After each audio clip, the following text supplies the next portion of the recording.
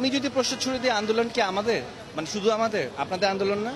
আপনারা তো গণকর্মী, আপনারা তো এই দেশের গণকর্মী, রাইট? এই আন্দোলন কি শুধু আমাদের?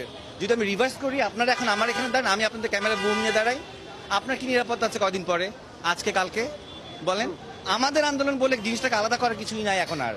এখন শুধু একটা গোষ্ঠী ছাড়া, তুমি বলো নাহলে আমি বলি, এখন যে কোনো একটা গোষ্ঠী ছাড়া সমগ্র জাতির একটা, আপনি জিজ্ঞেস করেন ইন্ডিভিজুয়ালি, যদি সম্ভব হয় জিজ্ঞেস করেন, কেউ চায় না এই গভর্নমেন্ট কেয়ার, কেউ চায় না। আপনি আপনার বাচ্চাকে রেখে বাইরে যাবেন, সেই নিরাপদ নাই। আপনি এই ঢাকা শহরে খেলার মাঠ নেই, বাচ্চারা ছাদে যেতে পারতেছে না, কেন পারতেছে না? হেলিকপ্টার দিয়ে গুলি করা হয়েছে। মিথ্যাইটা কয়টা সত্যকে আপনারা আড়াল করবেন? আপনারা চেয়ারে বসে বসে বলতেছেন ওরা ড্রাগস, ওদেরকে ড্রাগস দেওয়া হয়েছিল, এই জন্য ওদের কোনো সেন্স ছিল না। তো ড্রাগস নিলে আপনি মেরে ফেলতে পারেন? কোন রাষ্ট্রের আইনে আছে একজন ড্রাগ অ্যাডিক্টকে গুলি করে মারা যায়? আমি ড্রাগস নিয়েছি, এটা দায়বদ্ধতা আমার ফ্যামিলি, আমার প্যারেন্টসের। আমি ড্রাগস নিয়ে যদি